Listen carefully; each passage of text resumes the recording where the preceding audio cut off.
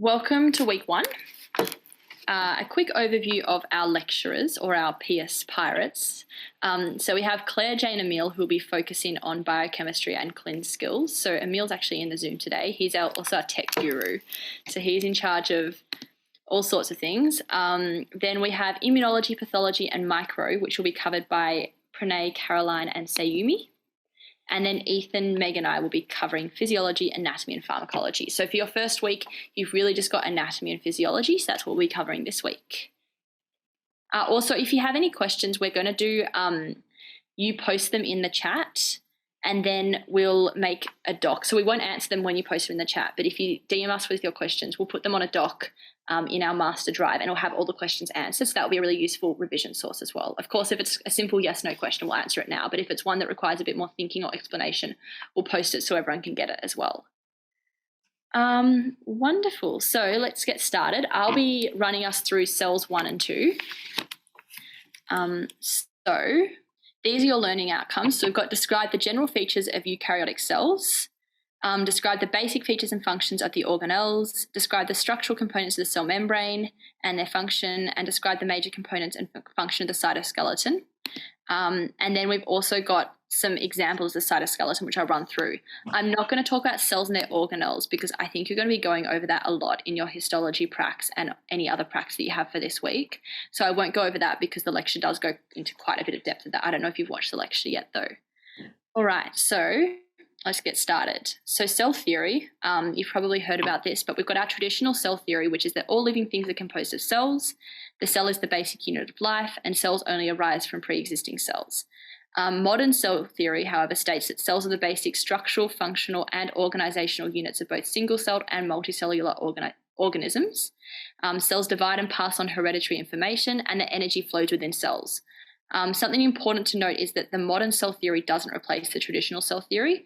It just kind of complements the traditional cell theory. So you've still got your traditional cell theory, but a more revised edition is the modern cell theory.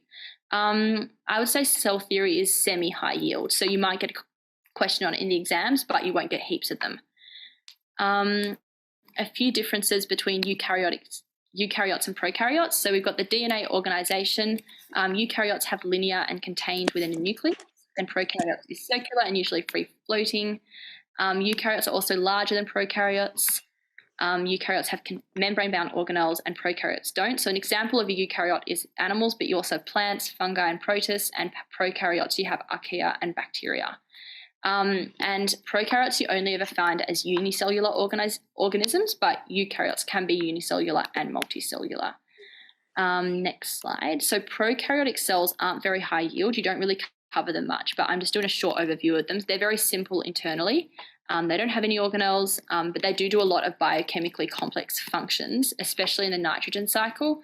So that's a kind of more environmental function that they play, but they fix the nitrogen in the nitrogen cycle. They also cause disease. So you will hear a lot about bacteria as you go into microbiology, but for the meantime, the structure of bacteria is something that you won't really cover much. Next slide. So here's just a diagram of your eukaryotic cell containing all your organelles. You've got the, I'll just run over it quickly. You've got the nucleus, the nucleolus, the cytosol, the ribosomes, and the mitochondrion. And then the Golgi body, the lysosome, and the plasma membrane, and the smooth and rough endoplasmic reticulum. So I'll cover those ones. Some are more high yield than others, so I'll explain that as we go through. And high yield just means it's more likely to come up on an exam as well. So in your eukaryotic cell, you have your plasma membrane, which controls what comes and goes in the cell. You've got your organelles, which are which serve a certain function within the cell, and then you've got inclusions. Inclusions you won't really hear much about. We barely heard about it. It's just in my lecture notes, but they're inactive molecules which are within the cell. Your cytosol is your liquid within the cell, and then your cytoplasm is the cytosol plus all your organisms and inclusions. So, and I'll also talk about your cytoskeleton, which is the external structure of the cell. Next slide. So the cell membrane is like the security guard of the cell. It controls what enters and exits your cell. If you have a look at this diagram here, we've got our phospholipid bilayer. So we've got our polar heads, our phosphate heads, and our lipid tails. The phosphate heads are hydrophilic, so they're happy to be in contact with liquids, but your hydrophobic tails won't want to be, which is why the membrane arranges itself like that. So it arranges itself in a bilayer with the polar heads on the outside and the lipids on the inside. So the hydrophobic lipids mean that the membrane is relatively impermeable. CO2 and oxygen can diffuse, water can diffuse, but that's about it. Otherwise, you need these proteins, which I'll go into more depth about, but you see these channeled proteins, you'll need those to help other substances pass through into the cell. The cell membrane is also very thin, and it's only visible to the electron microscope because it's only 7.5 to 10 nanometers thick. And the only reason it is visible to the electron microscope is because of the proteins and the glycoproteins and the cholesterols studded within the membrane. So the actual membrane itself, the bilayer, isn't visible. Next slide. So here's the membrane. The membrane is the interface between life and non-life. So we've got our phospholipids here. They separate the internal and external environment. We've got our cholesterol, which helps maintain the structure of the cell. Without the cholesterol, the cell would be very wobbly, it wouldn't be very cohesive. It would kind of like move around. So the cholesterol really helps maintain the structure and the function. Then we've got our proteins. Proteins are mainly used for transport, also a bit of communication, but mainly helping pump molecules either actively or passively through the cell. And you will cover that more, especially in biochemistry. That gets covered a bit more. And then carbohydrates are used for recognition and cell signaling. We didn't really learn much about the carbohydrates, so it's not very high yield. But you just need to know they're there and they're important for the recognition of other cells and also signaling. Next slide. So just two of the most important components of the membrane. You've got the proteins, which transport molecules. They can catalyze reactions. They can provide links between the ECM and cytoskeleton, and they receive chemical signals. They also make up about 50% of the plasma membrane mass. So they're quite an important part of the plasma membrane. And most proteins do go across the bilayer. So they go from one end, like outside the cell, to inside the cell, because they're very important for moving those objects through the cell when they're allowed to. The carbohydrates, they don't take up much of the membrane mass, only 2 to 10%, and they're only ever found on the external surface of the cell. So they're important in cell-to-cell interactions and cell-to-matrix interactions, which comes back to what I said before. All you really need to know about them is signaling, cell-to-cell and cell-to-matrix signaling. All right, the plasma membrane, another property of it is it's asymmetrical. So the lipid and protein compositions, they differ.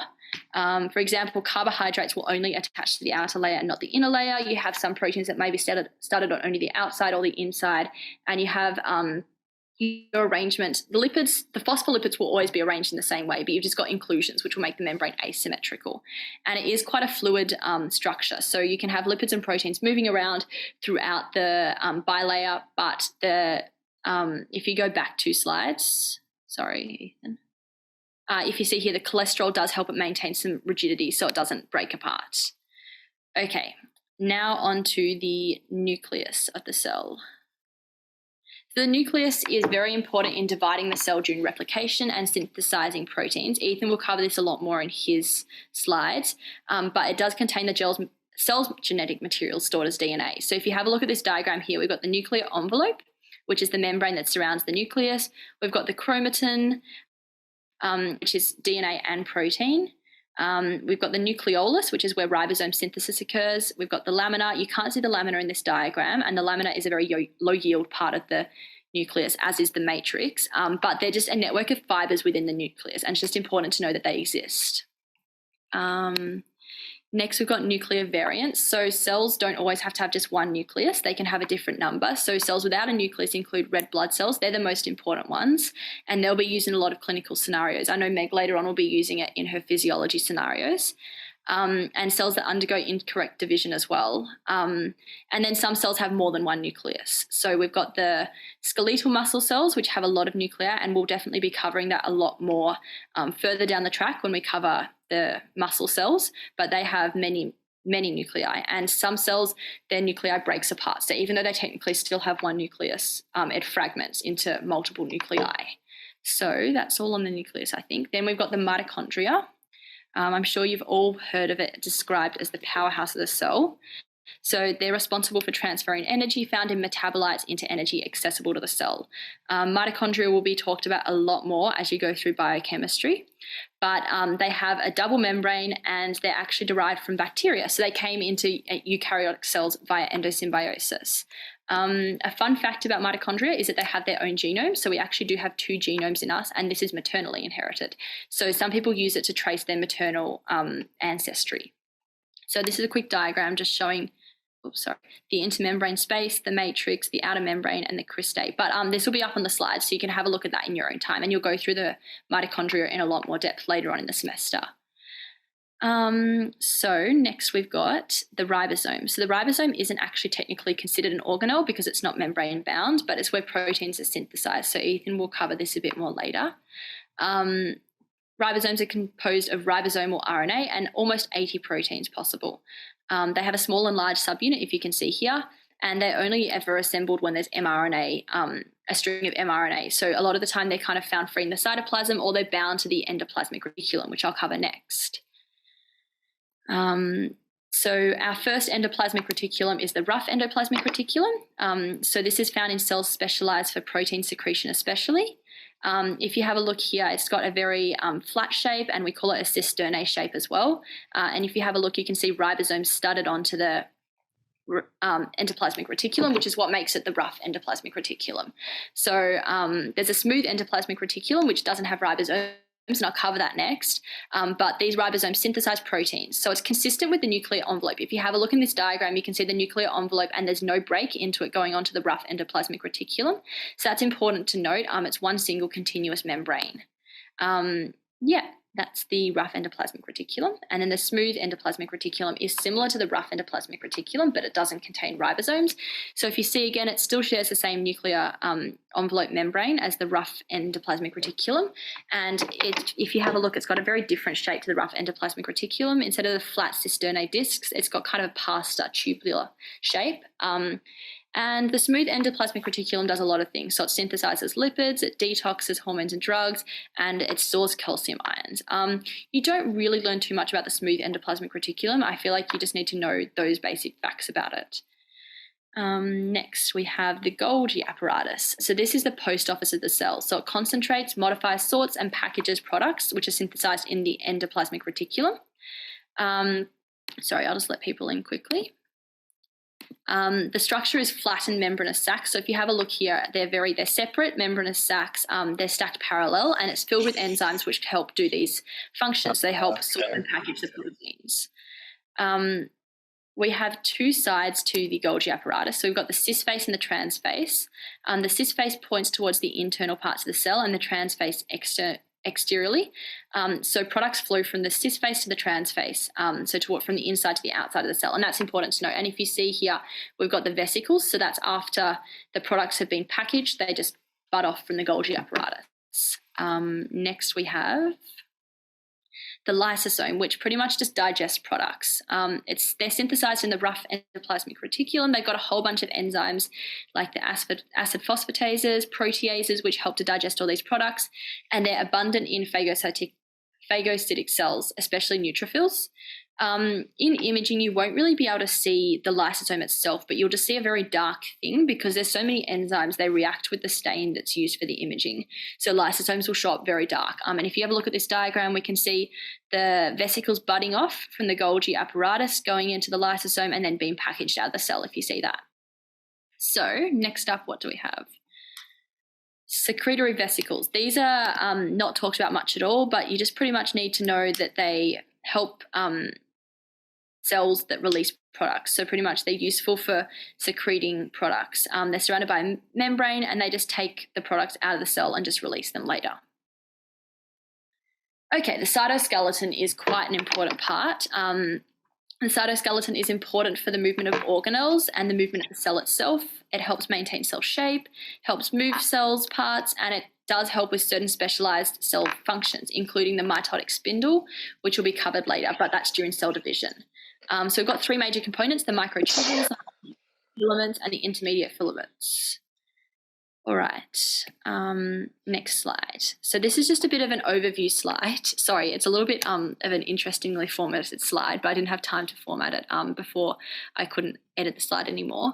But we've got the structure and the protein. Microtubules are the biggest.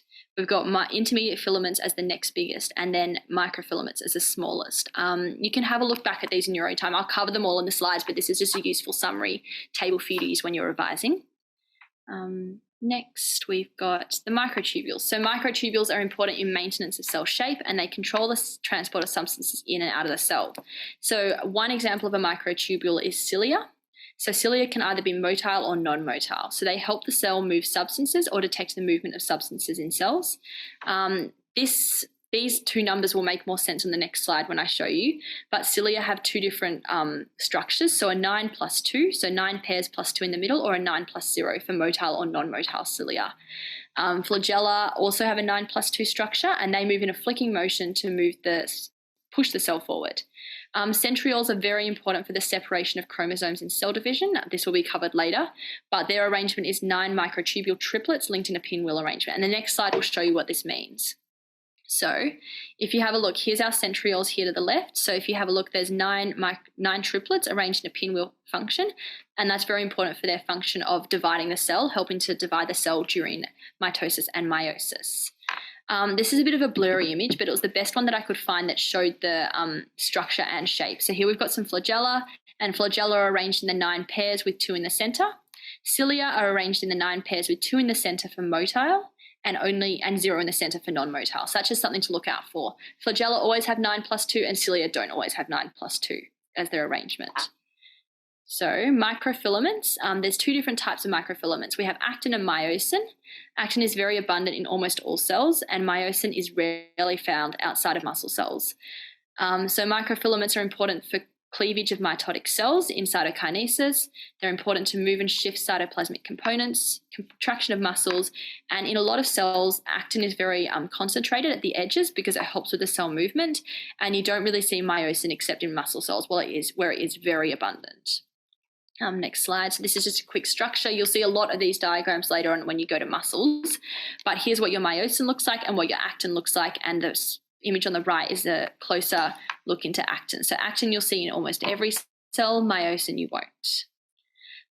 Next, we've got our cytoskeleton intermediate filaments. Intermediate filaments, they're very low yield. You'll hardly hear about them at all, but all you need to know is they're very similar structurally, but they're chemically different. And they help in a lot of functions like maintaining cell shape, anchoring cell contents, especially like the nucleus and nuclear lamina. So they kind of help it all stay what it's supposed to stay in the cell. Otherwise, without the intermediate filaments, we'd kind of have all the cell components just flopping around when you move, which is not exactly what you want. So it's pretty important. This is a table taken straight from the lecture, so you'll see this one in your lecture as well. It just goes over the examples of intermediate filaments. You can look at that in your own time. Again, it's not very high risk, high yield. You just need to know it's ultra structurally similar but chemically different. Next slide. I think that might be it. That's it. I'll hand over to Ethan now to present your Cells 3 lecture. Awesome. Thanks, Mo, for that. And I'll be talking about the Cells 3 lecture, which will focus on proliferation and death.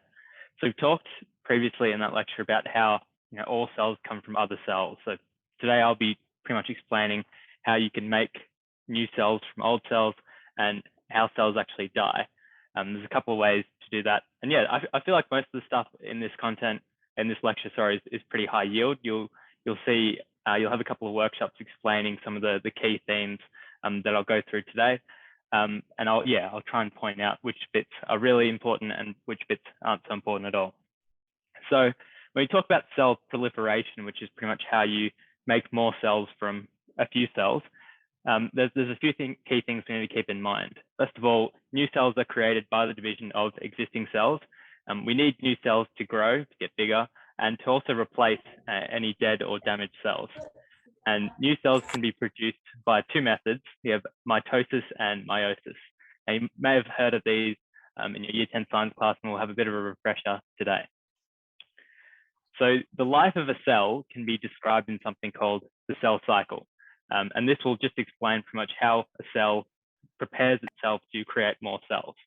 And so in order to produce 2 identical cells, which is what we get in mitosis, we have to, grow in size and duplicate features, because we need to produce two cells which are sort of ready to function straight away. And that's what the cell cycle describes. So whenever you see a G, that stands for gap. You can also think of it standing for grow as well, but the technical term is gap. S stands for synthesis, and M stands for mitosis. And really, the cell is growing and preparing for mitosis pretty much the whole cycle through, and then the M phase is the mitosis phase, where it produces two daughter cells. So we call that period where it's sort of growing or synthesizing new organelles and new DNA, we call that interphase. So pretty much interphase is anything which isn't the M phase. So G1, S, and G2 are all part of a larger phase called interphase, as you see in this little middle bit here. So what actually happens in each phase? Well, when two new cells are formed, that's when we start with G1. And G1 is usually the longest period of the cell cycle. It makes up about 40%. And this is where we double our cellular content. So we double the organelles, and we double the actual size of our cell, right? Because if you think about it, if you want to create two new cells which are identical to your first one, before you actually make that split, your initial cell has to get really big. Then we have the S phase, which is when the original cell duplicates its DNA, because we need to produce two daughter cells with fully functioning genomes. And this is where we get a 2 chromatids per chromosome ratio. So you may have seen in like a chromosome breakdown, all the 46 chromosomes are in 23 pairs, but they're all sort of individual strands. It's only after we replicate in the S phase that we get the sort of X chromosome shape that many of you are used to seeing. Then we have the G2 phase, which is the short phase where the cell will prepare to divide, so it will prepare for mitosis.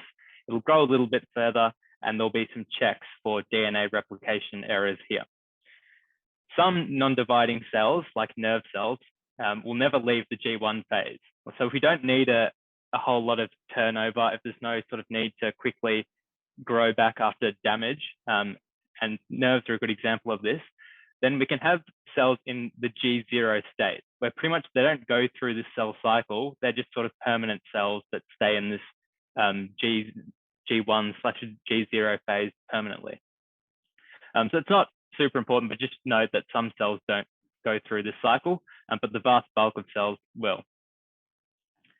So we'll start by talking about mitosis. How can we create two identical cells from one parent cell? There are a few things to note here. So after interphase, which is like all the preparation for mitosis, cells will leave interphase in a 4n state. By 4n, we often describe the number of chromosomes conventionally as sort of 2n. We have 23 pairs of chromosomes, so 46 chromosomes overall, and we'll call normal cells 2n cells. So if you have a 4n cell, it means you have double the number of chromosomes as normal. If you have just a 1n cell, it means you have half the number of chromosomes as normal.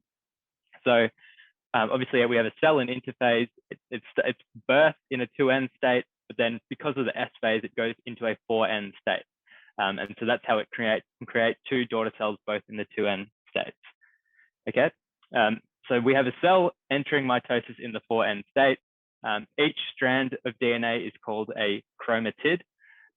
Sister chromatids attach at the centromere to form a chromosome. So in a sort of X-shaped chromosome, like we have here, the centromere is just this bit here where they attach, and then the actual strands that make up the X are called chromatids, and the two that will combine are called sister chromatids. So there's four main stages of mitosis. The first stage is called prophase, and basically in early prophase, our chromatin, which is sort of useful DNA which can make proteins, that will condense to form chromosomes. So in a normal sort of regular cell, we don't get like our DNA in this X-shaped chromosome form. It's all tangly and spread out like you see in this diagram here. So in early prophase, the chromatin will condense to form chromosomes. And in late prophase, sort of in the prometaphase state, that's when the nuclear envelope disappears, the nucleoli disappears, and we get spindle fibers starting to form at the end, at these sort of edges of each pole. Then we move into metaphase, and this is when all our pretty much our chromatin's condensing further, and this is when it's in its most condensed state. So chromatin and chromosomes are in their most condensed state in metaphase, and in metaphase they line up along the equator of the cell. And these spindle fibers, I guess you can think of them like little ropes. They attach to the centromeres of each X-shaped chromosome, and there's two at opposite ends of the cell. So now in metaphase, we've got all of our chromosomes in their most condensed state, all lined up along the equator of the cell, and we've got spindles attached to them either side. And it's here where you can sort of stain your chromosomes for diagnostics, which is why lots of people typically associate chromosomes with that X-shaped, the X shape pretty much. After metaphase comes anaphase. So basically we've been pushing all the chromatin and the chromosomes together and condensing everything. And now it's time for the actual division to start. So in anaphase, because these spindles are attached to this centromere here, these spindles pretty much contract and start pulling from the middle. And so the X-shaped chromosome is divided in two. And so we get these sort of half X-shaped chromosomes going to each pole of the cell. And after the spindles contract, those pieces of chromosomes, they'll move to opposite poles. So we'll have eventually 2n worth of chromosomes at one pole and 2n worth of chromosomes at the other pole. Then we have the final stage, which is telophase. And basically here, I guess, partly because of the contraction of the spindles, we get this cleavage furrow in between the cells. So the one cell starts to split into two. So there's a cleavage furrow that pinches the cell, and we start to see sort of two cells forming. And now we also have to start sort of reassembling the new cells, right? So we get the reassembling of a nuclear envelope. Chromosomes decondense to form chromatin, which can be used to create new proteins, so the cells can actually function. And within telophase is this process called cytokinesis, which is basically the separation of cells. So the cleavage furrow keeps deepening, and eventually the cells break apart. Some people will think that, or you'll see that cytokinesis is sort of an extra stage of mitosis. That's fine, but most commonly you'd say prophase, metaphase, anaphase, telophase are the 4 stages of mitosis, and cytokinesis is sort of a part of telophase. So if you wanted an acronym, please make a toast. Pirates may attack anything. Oh, that doesn't even work. But I've also put my arm there in the lecture notes. Just come up with an acronym for you if that's sort of your thing. To remember the 4 stages of mitosis. Now, within the actual life of the cell, we need ways to pick up when something goes wrong, right? Because if we're sort of transcribing DNA the wrong way, we don't want to keep producing cells which have errors in them. And so that's why we have things called cell cycle checkpoints. And so the purpose of cell cycle checkpoints is they try and detect errors and correct them. And because we don't want to keep, subdividing cells to produce more and more cells if they're faulty. So if we can't correct the errors, then that's when something called programmed cell death occurs. And I'll talk about programmed cell death later, which is pretty much when your body says, okay, this cell, we can't keep reproducing it because it's faulty. We don't want more faulty cells. So we're going to eliminate the problem by getting rid of the cell. Real issues are created when you have defects in checkpoints, right? So if you're never sort of checking if cells are faulty, that's when you get problems such as cancer. And we'll talk about 2 really important proteins in just a minute. Various things are tested for at each checkpoint, but there are a couple of proteins called cyclins and cyclin-dependent kinases, or CDKs. And these are pretty much the proteins that act at the different checkpoints. And they control the progress through the cell cycle. So for example, at the G1 checkpoint, if the proteins figure out that there's insufficient nutrients in the cell, then they'll try and correct that. If they can't correct that, then this cell, because of the malnutrition, will undergo programmed cell death. two important proteins that you need to know are RB and P53. They are tumor suppressor genes, and basically they will stop the cell cycle progressing into the S phase. And real problems lie when you inactivate these genes, so these proteins. So inactivation is problematic. You activate RB by phosphorylation, and if you have dysfunctional P53, then your chance of tumors or creating tumors skyrockets pretty much. So over half of all tumors contain dysfunctional P53. So if you don't have these cell cycle checkpoints, there's no real way you can pick up when you have faulty cells. Those faulty cells will keep dividing, and that's when you get things like tumors. So really, what do the checkpoints look for, and what cyclins and CDKs act? I don't think it's massively important to know, but again, it's not too hard to memorize either. So there's four cyclins that act. So cyclins D, E, A, and B, they react with CDKs 4, 2, 2, and 1 respectively. So initially we have cyclin D with CDK4, then at a separate checkpoint, cyclin E, CDK2, at a separate one, it's A and 2, and the last one is B and 1. So you can remember sort of D, and the numbers go down as well. You may also hear the G2 checkpoint, also termed the S/G2 or the S checkpoint, because sort of all the checkpoints pretty much control the cell's entry into the next phase. So what do each of the checkpoints actually check for? Well, that's back here, and the G1 checkpoint will check for nutrients, growth factors, and DNA damage.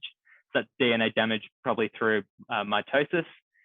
Then we have the G2 checkpoint, or G2/S checkpoint. That's checking if the DNA replication was okay. And it's also checking for the cell size, whether that's adequate. And in metaphase, we have a checkpoint for the spindle attachment. So remember, those spindles need to attach to the centromere to actually correctly pull the 4N genome in half. Okay, and so what happens at the G1S checkpoint? That progress through that checkpoint will increase DNA synthesis through DNA synthesis enzymes and S-phase cyclins. At the SG2 checkpoint, that will ensure replication complexes are activated and that no additional complexes can form. So it will, if the cell passes this checkpoint, it'll ensure that you can't synthesize any more DNA than you already have. And at the G2M checkpoint, which is just before mitosis, that's when you'll check that your spindle formation is okay and that the cell is adequately prepared to undergo mitosis. So that's mitosis. That's how the bulk of cells will replicate. The only other way cells replicate is a process called meiosis. And this is relevant to germ cells and how they give rise to gametes or sex cells. So their germ cells are the only ones that will undergo both meiosis and mitosis. And we talked about 4N as when cells leave interphase in a 4N state, then they'll create two new cells in a 2N or diploid state. Well, in meiosis, we begin with a diploid 2N cell, and we end up with 4 haploid cells, so 4 N cells. So if you think about a sperm or an egg cell, it has sort of half a genome, right? 23 chromosomes, and that's why we call these cells just 1N instead of 2N. And so the goal of meiosis is to produce 4 cells from one initial cell, and these 4 cells will all be sex cells. And so to produce 4 cells from one, we need 2 cycles, and each cycle divides the cell in 2. So the first cycle is called meiosis 1, and the second cycle is conveniently called meiosis 2. So the good news for you is that the stages are the same, right? It's still prophase, metaphase, prophase, metaphase, anaphase, and then telophase. So in prophase 1, this is probably where the key distinction lies. So again, the nuclear envelope breaks down, chromatin condenses, we get chromosomes. But here, homologous chromosomes synapse, and meaning they pair up. So let's say you have your two chromosomes, one from your mother and one from your father, just in a regular cell. In meiosis, they will join at one point, and that joining is called synapsis. Once they're joined, they interchange DNA from one chromosome to the other. So you get new chromosomes which have your mother and father's genes mixed. That's what creates a unique combination. This doesn't happen in mitosis. So in mitosis, your mother's DNA and your father's DNA remain separate. There's no synapses and there's no crossing over. So this is why meiosis is really only happens in sex cells where we need genetic variation. So your mother and father's chromosomes will join in a process called synapsis. Then there's crossing over where pieces of DNA are sort of switched between the chromosomes. And so you get mixed chromosomes at the end. The remaining stages, metaphase, anaphase, telophase, pretty much go the same way as in mitosis. So, all your chromosomes in their sort of X shape will fully condense, line up along the equator. Spindles will attach at the centromere. Then in anaphase, the spindles will pull, moving half of the chromosomes to each end of the cell. And in telophase, the cell will have a cleavage furrow which starts to pinch, and you'll create 2 new cells. So really, prophase 1 is synapse and crossing over is the only real new thing introduced to meiosis 1. Meiosis 2 is arguably a little bit simpler than meiosis 1, but yeah, basically now we have cells with half the chromosomes as normal. So there's no DNA replication between meiosis 1 and meiosis 2, which is how we end up with haploid cells at the end, 4 haploid cells and not diploid cells. And again, it's the same phases: prophase, metaphase, anaphase, telophase, with the exact same function, but now we don't have homologous chromosomes. So you can think in meiosis 1, right, we had these X-shaped chromosomes and the spindles pulled them in half, right? So we got half the chromosomes at one end, half chromosomes at the other end. Now, when we enter meiosis 2, again, we have sort of one X here before we would have sort of maternal and paternal X's. So you have half the number of chromosomes and they're going to get pulled. And so it's just one sort of half of a chromosome or half of an X getting pulled to the side and not a full X getting pulled to the side. So meiosis 1 deals with homologous chromosomes, but meiosis 2, there's only one chromosome, not 2, pretty much. So the key difference is that in anaphase, it's homologous chromosomes separating, whereas in anaphase 2, it's sister chromatids separating. So 2 sort of X's versus just one X. An example of meiosis is oogenesis and spermatogenesis. This was probably the least important bit that I'm going to talk about today. I don't think this is super high yield. Basically, oogenesis applies to how we produce eggs, and this is a asymmetrical process that produces one egg and 3 polar bodies, and it's interrupted at more than one stage. Whereas spermatogenesis, which is how we produce sperm, has equal divisions. So it produces 4 equivalent spermatids, and it's rapid and uninterrupted. So I guess if you're going to remember anything here, you remember that oogenesis will only produce 1 egg and then 3 polar bodies, whereas spermatogenesis will produce 4 equivalent spermatids. So they both involve meiosis, both involve extensive differentiation, and they produce cells that won't survive for long unless fertilized. And when fertilization does occur, the sperm will carry only a couple of products, so it's DNA and centrioles, whilst the oocyte or the egg supplies essential proteins, mRNAs, until the fetal genome activates. So the bulk of the resources required to survive are provided by the oocyte. And this is just an example of how oogenesis and spermatogenesis both occur. But the key takeaways are here, I guess we've got a sort of 4N cell, a 2N primary spermatocyte, and we end up with 4 identical sperms, and they're all haploid. Whereas when we go with oogenesis, we get our egg cell, but we also get these polar bodies, and these don't function in the same way.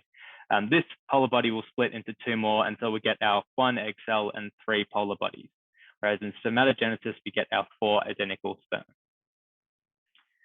So how is genetic variation created, right? How do we create new sperm cells pretty much that are different from all the other ones, or eggs that are different from all the other eggs, right? Well, genetic variation between sort of families, between your parents and you, is created in really 3 main ways. First of all, it's the crossing over I talked about before, where you have your maternal and paternal chromosomes that synapse and they interchange genetic information in a process called crossing over. So homologous chromosomes, they carry information about the same genes, but they're not equivalent. Like the actual allele combination in those genes is different. And so in crossing over, we get allele shuffling, and that will produce the same sort of chromosomes with the same genes, but the allele combinations will differ, which is a key point. Once we have these crossed over chromosomes, then something called independent assortment occurs. And basically what that means is you get your two mixed chromosomes and they're randomly taken to one side of the cell. It's not like all of the ones with bulk paternal DNA go to one side and all of the ones with bulk maternal DNA go to the other. It's randomly, it's randomly, randomly pick a side of the cell to go for. Obviously half the chromosomes go to one end and half to the other, but it's completely random in that respect. And last of all, we have random fertilization. And basically, because all the sperm are different and all the ova are different, there's so many combinations that can be produced by different sperm and different ova. And that works out to around 64 trillion. Not sure who did the math there, but I think we should believe them with numbers that big. So what happens when things go wrong? And we get things called non-disjunction events. Non-disjunction basically means there's a lack of separation when there needs to be. And so this can apply to homologous chromosomes, or it can apply to cystic chromatids. And cells that will have an incorrect number of chromosomes are said to have sort of aneuploidy. And non-disjunction can occur both in meiosis 1 and meiosis 2, but it's most severe in meiosis 1. So if we look here at where the non-disjunction occurs, the first sort of division is completely normal. Whereas here, rather than the spindles attaching to the centromere and pulling the cystic chromatids apart, both have managed to go to this cell. And so that's going to produce, when we do the second division, one cell with 3N and one cell with 1N. And so that's going to cause issues. Whereas here, we have, rather than one chromosome going to one end, the other one going to the other end, both have gone to the one side, and that's going to create, two impacted cells instead of one, right?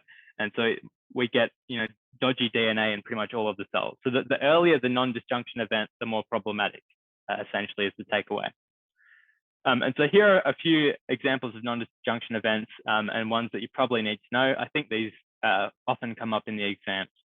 And so we have Patau syndrome, which is a trisomy 13, which basically means you have 3 copies of chromosome 13 in all your cells.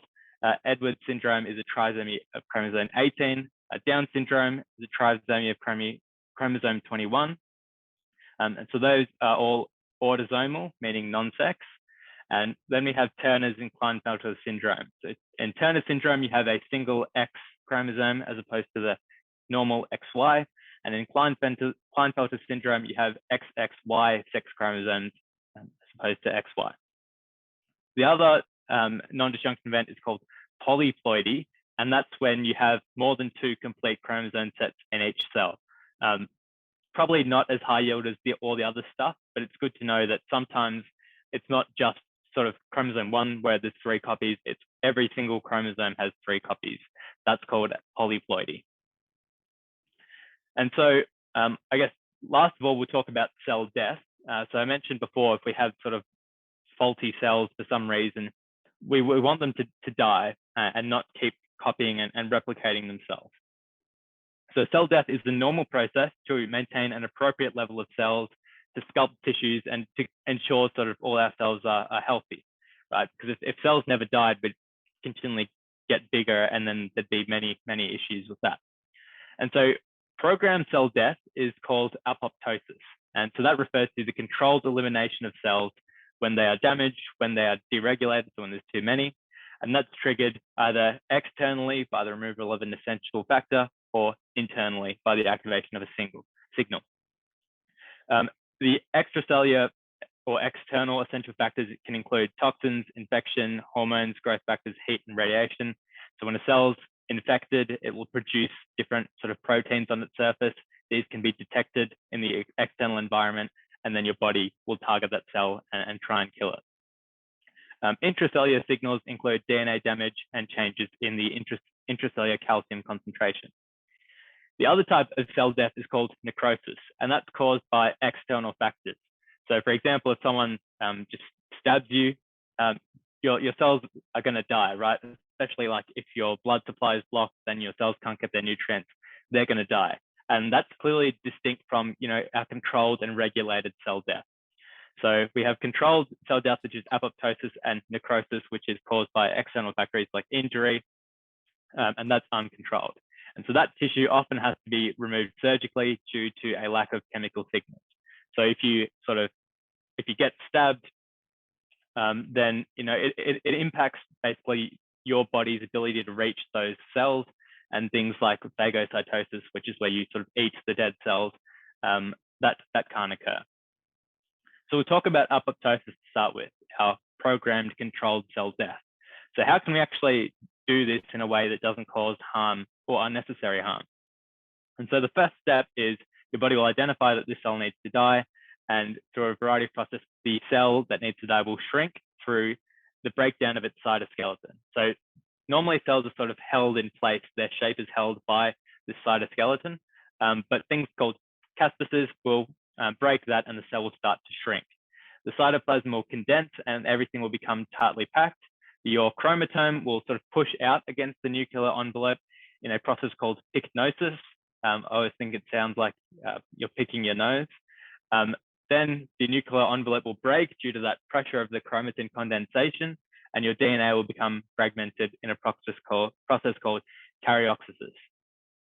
Then we get your cell membrane budding in a process called blebbing. And here, this diagram shows you just get little sort of bubbles, I guess, of cell membrane. And then these bubbles obviously are of smaller size, and your cell will break apart into vesicles termed apoptotic bodies, and these can be sort of eaten by phagocytes. And that will ensure your cell sort of vanishes without causing any unnecessary harm. You can contrast this to something called to necrosis, pretty much, where obviously if you get, if you get injured, then it's not going to look as nice. It's not going to be controlled in any sort of way, and it's going to be messy. So apoptosis is programmed cell death, which is normal, where cells shrink. There's no damage to surrounding cells. There's no inflammation. The cell membrane integrity remains, and the products can be nicely phagocytosed. In pretty much direct contrast is necrosis, which is unprogrammed cell death. It's unexpected. Imagine like you've got a balloon gets stabbed, the cells swell and burst, and this bursting will cause damage to surrounding cells. You have mass damage, which is inflammation. Your cell membrane integrity is lost, often because of the actual injury, and you'll get a bunch of dead tissue. If you're brave, you can search up necrotic tissue online, and you can see it looks completely different to any sort of controlled measure. It often can be just large portions of skin can be completely black. So you never want necrosis to occur, but apoptosis is a healthy process. And these two, it's important to understand their distinction. So I can remember there was one workshop which was just pretty much what's the difference between the two. So that's it from me, and I'll hand over to Meg now to talk about body fluids. All right, I'll try and rush through body fluids because I don't want to keep you guys from your dinner. But body fluids is the first of your physiology lectures. So obviously the two cells were part of your anatomy, so this is slightly different. Don't worry if you haven't gotten up to this lecture yet, because I know it's one of the later ones in the week. And it also might be a little bit confusing the first time you go through it, but hopefully by coming to the PSP, then having a lecture, then you might have a Q&A session on it as well, I believe. Eventually, these concepts should start to make sense. So don't stress if you don't get it the first time around. Next slide, please. So the learning objectives are to understand the concepts of diffusion, osmosis, and dissociation, define and or calculate solvent, solutes, osmolarity, osmolality, and tonicity, understand osmotic pressure and the factors which affect it, understand the difference between a hypertonic, isotonic, and hypertonic solutions, particularly in reference to body cells and their clinical relevance, and understand the distribution of body water. So firstly, we've got solvents and solutes.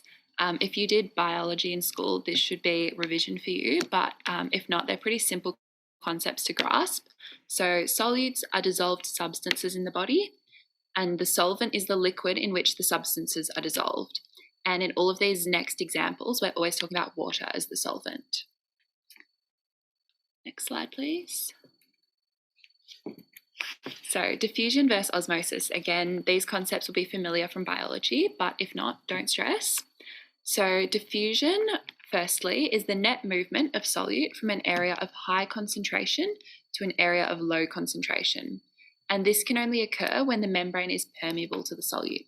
So if you look at the little diagram below, on the left side, we have the original arrangement where you've got a high solute concentration on the left because you've got lots of fish there, and there's nothing on the right side.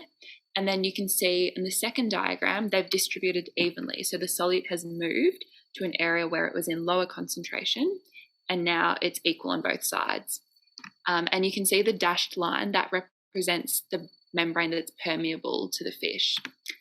So that will contrast with the next slide, where you can see osmosis. So osmosis is the movement of water from an area of low solute concentration to an area of high solute concentration. So this will happen if the solute can't move, so the membrane is impermeable, or another way of describing this is to call the solute non-diffusible. If the solute can't move to the other side, then instead the water has to move to balance the concentrations. So you can see that instead of the fish moving to the right side, the water is moving to the left side, so it's much darker in the second diagram. So that's the basic difference between diffusion and osmosis. Now onto osmolarity and osmolality. So osmolarity is the number of moles of solute per volume of the solvent, and we measure this in moles per litre of water. So this is essentially the same as molar concentration, which you might remember from chemistry. However, osmolarity can refer to a solution in which there is more than one solute. So we're just counting up every single particle, no matter what type it is, and dividing it by the litres of water. So for example, if you have 1 mole of solute in 1 litre of solvent, that gives you an osmolarity of 1 osmol per litre. However, we usually talk in milliosmoles because we're dealing with much smaller concentrations. A milliosmol is just 1/1000th of an osmol. So the nature of the particle in solution doesn't affect the osmolarity. Like I mentioned before, they could be ions, molecules, negatively or positively charged. Now, osmolality is the solute concentration per unit mass of solvent. So instead of volume, we're just talking about mass here. However, they're essentially the same in all of the clinical situations I'm going to be discussing, because 1 litre of water weighs close enough to 1 kilo. So you won't really hear about anything in osmolality from this point on. Dissociation. So when calculating osmolarity, it is important to consider the stoichiometry of the solute. So if you look at these diagrams below, if we have 1 mole of AB, so I've represented that by the red and the yellow circle, so that's like a molecule. If that dissociates, it's going to give you 2 moles of solute, so A and B ions. However, if only 75% of the AB dissociates, then the dissociation constant of AB is 0.75. So that's what we can see in the second diagram, where you originally had 4 AB moles, and then 75% of them have dissociated. So that actually gives you 1.75 osmols per litre if you follow the calculation. This isn't really a concept that comes up too much, so don't stress if it doesn't make sense. It's kind of just maths. But again, it's not the most high yield, so don't worry too much about this slide. Osmotic pressure. This is one of the more important concepts. So osmotic pressure is the pressure needed to just stop water moving across a membrane to the area of high solute concentration, or in other words, to stop osmosis from occurring. So solutes that don't move across the membrane are referred to as effective osmoles, as they generate osmotic pressure. The osmotic pressure measured is dependent on the membrane, the solvent, and the solute, because if you change the membrane to one which is permeable to the solute, that means the solute can diffuse it across the membrane until it reaches its concentration equilibrium, and that means water won't move, so you'll have no osmotic pressure. So osmotic pressure is very dependent on the individual membrane and solvent and solute you have in each scenario. Tonicity is the tonicity of a solution is the effective osmolarity, or in other words, the osmolarity you get if you only count the non-diffusibles. So isotonic solutions will have the same tonicity and water will not move between them, as there's no osmotic pressure gradient between them. And usually we talk about this in terms of red blood cell. So if you imagine a big bath of water and you put a red blood cell in the middle, if the red cell is in solution and there's no water transfer, so water doesn't move in or out of the red cell, then we say the solution is isotonic. If water moves out from the red cell into the solution, we say the solution is hypertonic, or it has a higher tonicity than the red blood cell. And vice versa, if water moves into the red cell from the water bath, we say the solution is hypertonic, or it has a lower tonicity. So essentially the difference between tonicity and osmolarity, which I was talking about a couple slides ago, is osmolarity, we're measuring every type of particle that's in the solution, whereas tonicity, we're only measuring the non-diffusible particles, or the ones that won't cross a plasma membrane. So effective permeability, this just means that some substances actually can cross the cell membrane, but they'll immediately be pumped back out.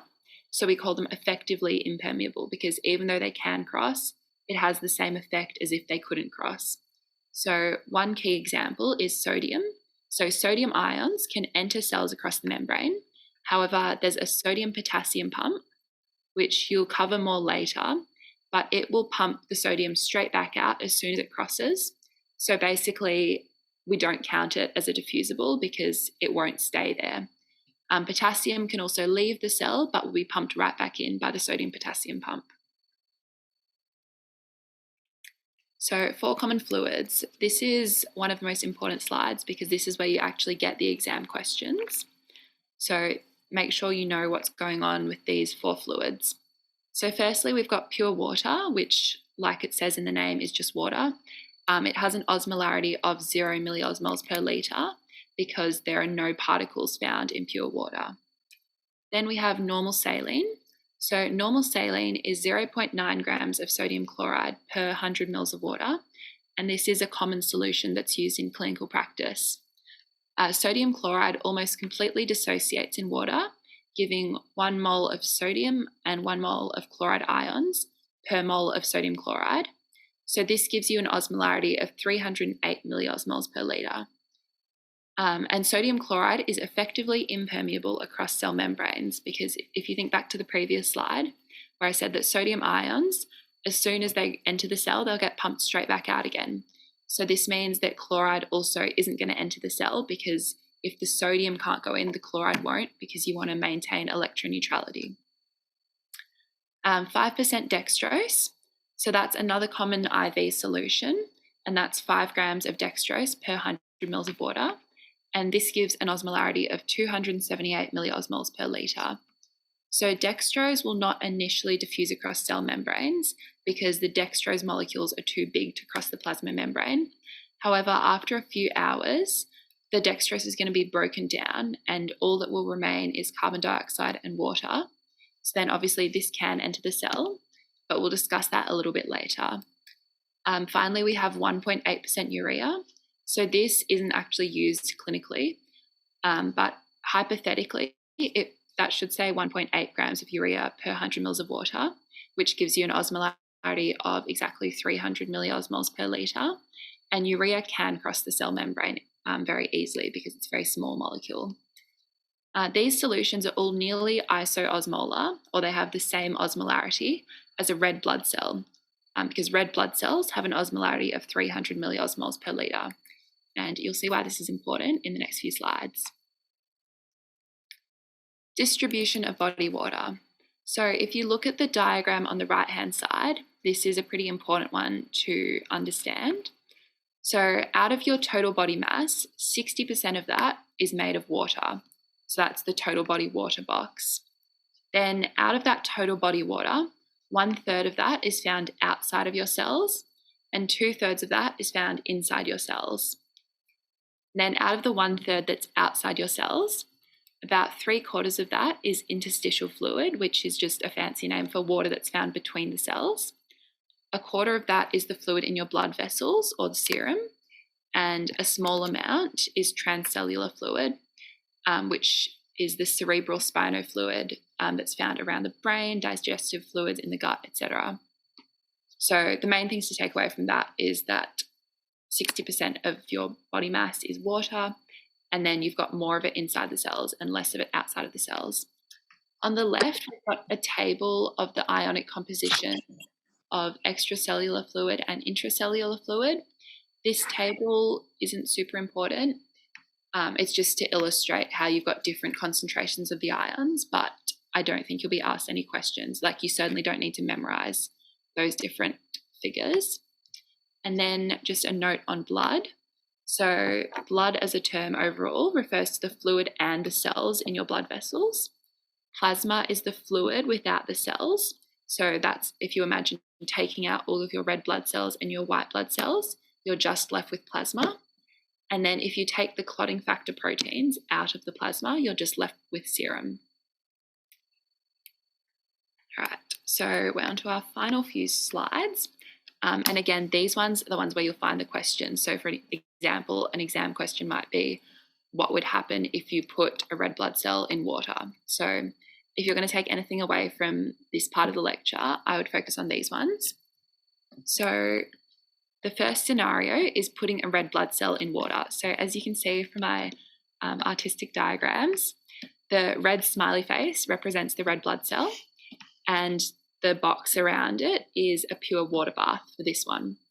So pure water is hypoosmolar because if you remember, water has an osmolarity of 0 milliosmoles, whereas a red blood cell is 300. So obviously it's a much lower osmolarity. It's also hypertonic because water has no non-diffusibles and the red blood cell has 300 milliosmoles of non-diffusibles.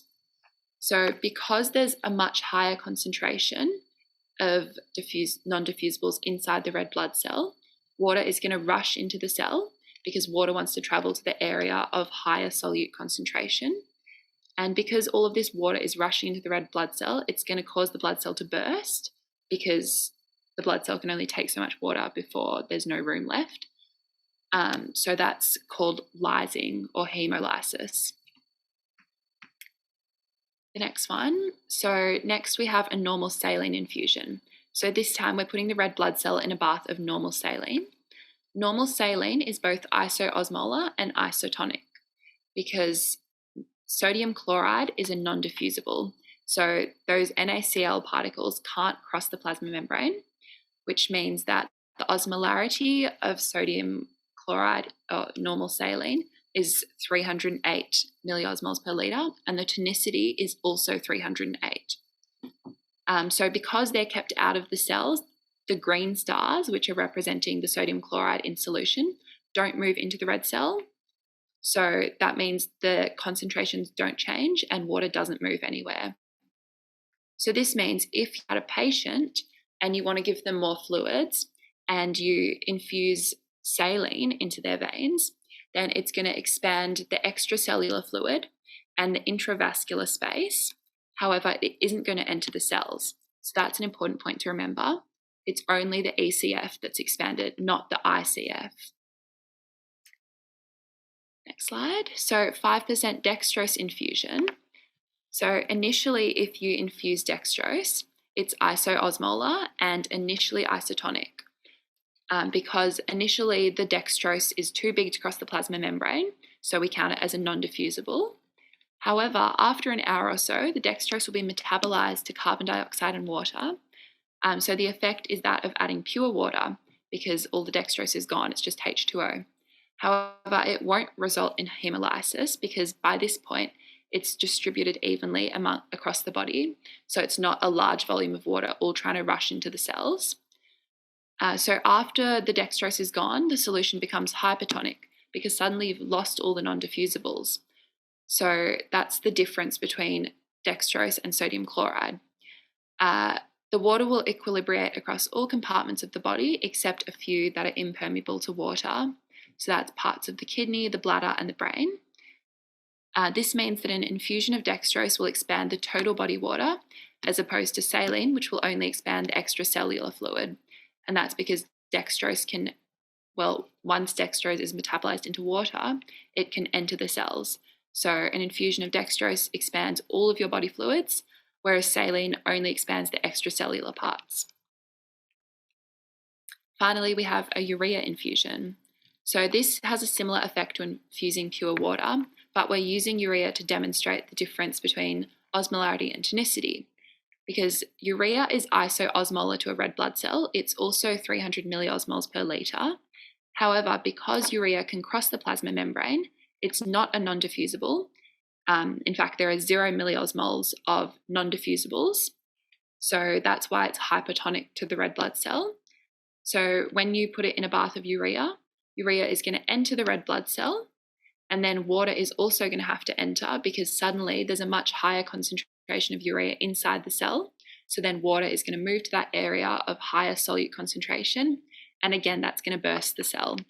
So that's why urea isn't used clinically, because it would explode your red blood cells.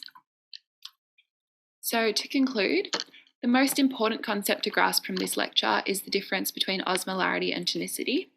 If you understand the difference between these, then in any given clinical scenario, you can figure out what's going to happen. So which direction water is going to move, where the solutes are going to go. And to recap, osmolarity is simply the number of particles present in a solution, whereas tonicity is only the number of non-diffusible particles present in a solution. The non-diffusible particles are the ones which will make water cross a plasma membrane, and this is what we're interested in. Okay, we'll go to the last slide, Ethan. Thanks so much, Meg, for that, and Ethan. So that's the end of our PSP for today. There'll be a post on Facebook confirming next week's time shortly. Thanks so much for everyone for coming to our first PSP. The recording will be uploaded onto YouTube as soon as we can as well. In the meantime, if you do have any questions during the week regarding what we've talked about or any other lecture questions, don't hesitate to text Ethan, Meg, or I. We're very happy to help, or anyone in the PSP for that matter. Everyone's really happy to help you. So just shoot us a message on Facebook if you have any questions. I think that's about it. Yes. So thanks so much for coming. I'll end the meeting here and the recording here, and we'll see you all next week. Thanks, guys. Thank you.